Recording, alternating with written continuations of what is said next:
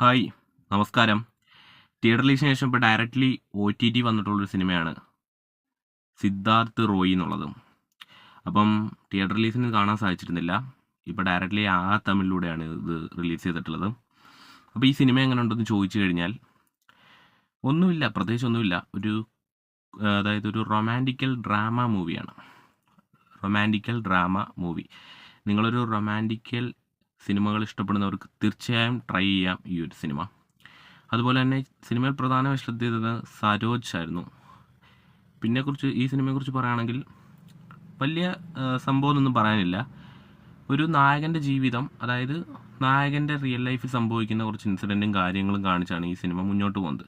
അതായത് ഭയങ്കര ജോളിയായിട്ട് ജീവിക്കുന്ന ഒരു നായകൻ, അദ്ദേഹത്തിൻ്റെ ലൈഫിൽ കുറച്ച് സംഭവം, അതായത് നമ്മുടെ അർജുൻ റെഡ്ഡി പോലെ എന്നൊക്കെ പറയാൻ സാധിക്കും. അർജുൻ റെഡ്ഡി എന്ന് പറയാൻ പറ്റില്ല, മൊത്തത്തിൽ അർജുൻ റെഡ്ഡി എന്ന് പറയാൻ പറ്റില്ല. കാരണം ഇതിൽ ഒരു വെറൈറ്റി കണ്ടന്റുകളും കാര്യങ്ങളും ഒന്നും കൊണ്ടുവരാൻ സാധിച്ചിട്ടില്ല. മറ്റേ അർജുൻ റെഡ്ഡിയിലൊക്കെ സംഭവം നമ്മൾ കണ്ട പോലെ തന്നെ ഏറ്റവും കൂടുതൽ പ്രാധാന്യം വരുന്ന സൂപ്പർ കണ്ടന്റുകൾ അർജുൻ റെഡ്ഡിയിലുണ്ട്.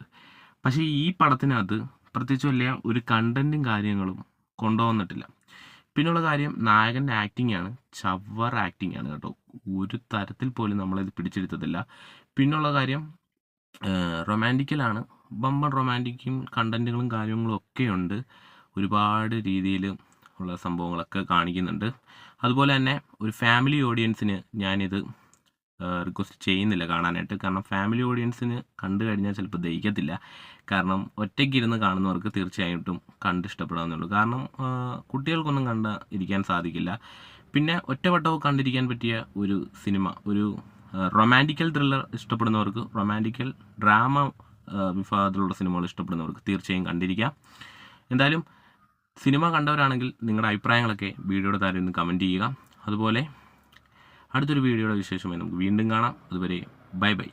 അതുപോലെ തന്നെ ചാനൽ സബ്സ്ക്രൈബ് ചെയ്യുന്ന കാര്യം ഒന്ന് പരിഗണിക്കുക. അപ്പോൾ അടുത്ത വീഡിയോയുമായി നമുക്ക് വീണ്ടും കാണാം. അതുവരെ